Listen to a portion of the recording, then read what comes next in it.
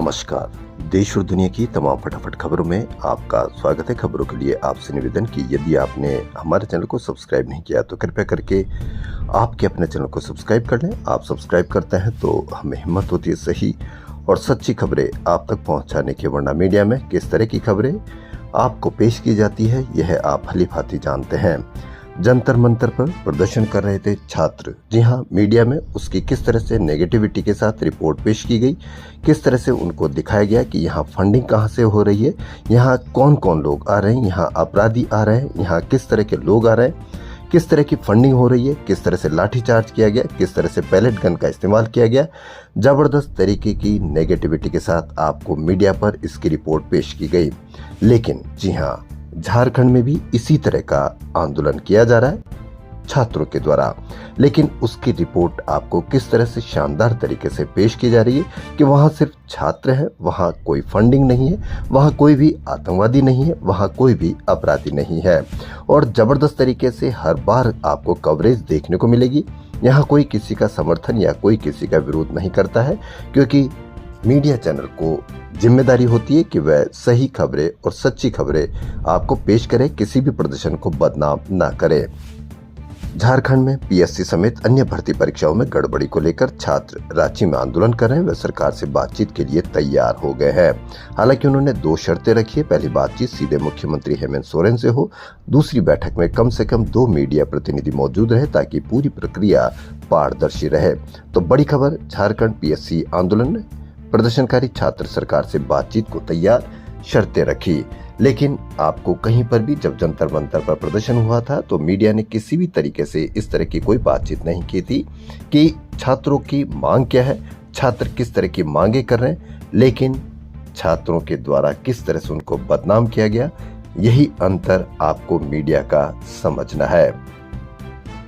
छात्रों का धरना 13वें दिन भी जारी है। कहीं से भी कोई खबर नहीं, कहीं से भी कोई नेगेटिविटी की खबर नहीं। क्यों नहीं है आप जानते हैं।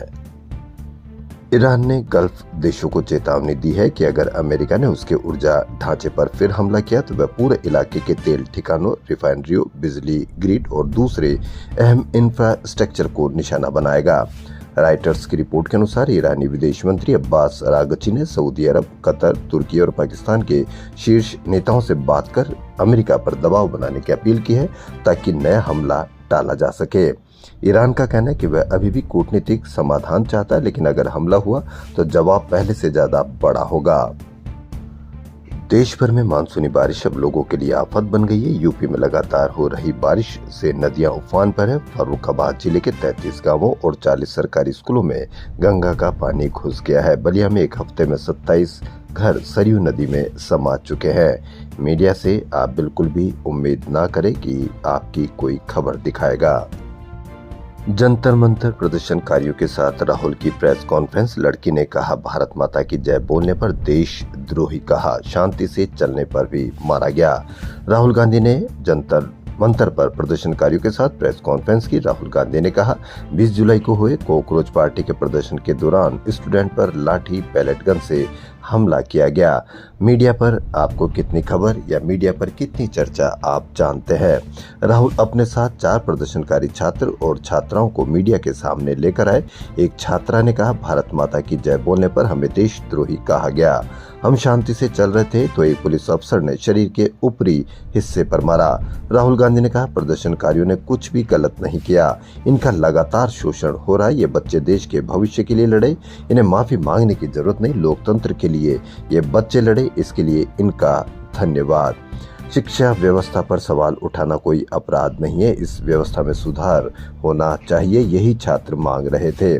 वे न हिंसा कर रहे थे, न आक्रामक थे, न ही किसी से बदसलूकी कर रहे थे। इसके बावजूद उनके साथ मारपीट की गई और उन्हें धमकाया गया, ये कहना है राहुल गांधी का।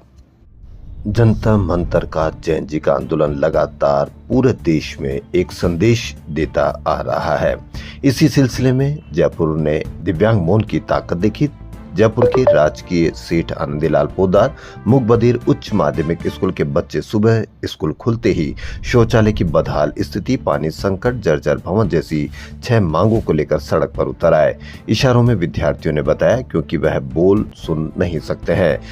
इशारों में उन्होंने बता दिया कि स्कूल में बुनियादी सुविधाएं चरमरा गई है, शौचालय इस्तेमाल करने लायक नहीं है, क्लासरूम की दीवारों और कमरों में दरारें हैं। प्रदर्शन की सूचना पर शिक्षा विभाग की टीम पहुंची, शिकायत सही पाई गई।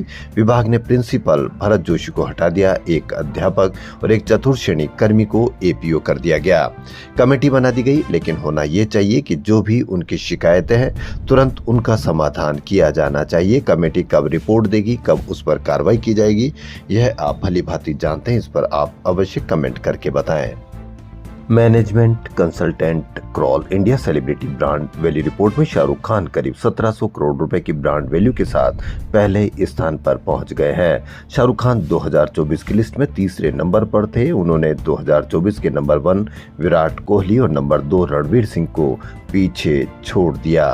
तो बड़ी खबर, शाहरुख खान भारत के सबसे वैल्यूएबल सेलिब्रिटी ब्रांड बने। देश और दुनिया की तमाम फटाफट खबरों में फिलहाल इतना ही। यदि आपको हमारा चैनल पसंद आ रहा है तो लाइक, सब्सक्राइब और शेयर अवश्य करें। धन्यवाद।